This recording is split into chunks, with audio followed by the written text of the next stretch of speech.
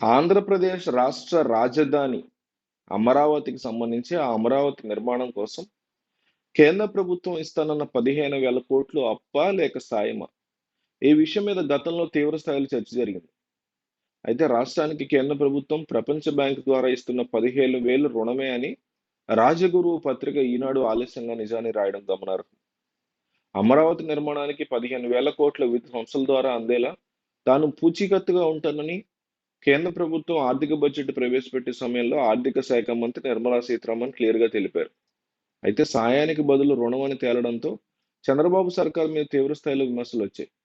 కానీ రుణం కాదు సాయం అని చెప్పి నమ్మించడానికి ప్రభుత్వ పెద్దలు ఎన్నెన్నో జిమ్మిక్కులు చేశారు. అమరావతిలో ప్రపంచ బ్యాంకు ప్రతినిధులు పర్యటించడం, తాజాగా రుణం ఇవ్వడానికి సిద్ధంగా ఉన్నామని కేంద్ర ప్రభుత్వానికి లేఖ రాయడం చర్చనీయాంశమైంది. అప్పు చేయడం కూడా చాలా గొప్ప విషయం అన్నట్టుగా రాజగారు పత్రిక ఈరోజు కథనం రాయడం ఆశ్చర్యం కలిగిస్తుంది. ఆ వాక్యాలేంటంటే, రాజధాని అమరావతి నిర్మాణం ఇక పరుగులు పెట్టనుంది. ప్రపంచ బ్యాంకు నుంచి పెద్ద ఎత్తున రుణ సమీకరణకి రాష్ట్ర ప్రభుత్వం చేసినటువంటి కృషి ఫలించింది.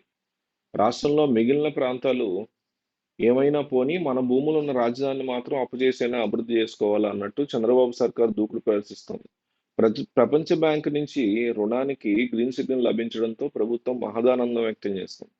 అయితే ఎంతకాలం 15,000 కోట్ల రూపాయల రుణం అని రాయడానికి తంటాలు పడినటువంటి రాజగురు పత్రిక ఈనాడు ఇప్పుడు మాత్రం అదేదో చంద్రబాబు సర్కారు యొక్క ఘనతగా కీర్తిస్తూ కథనాన్ని అచ్చేయడం ఆ మీడియాకి చెల్లింది.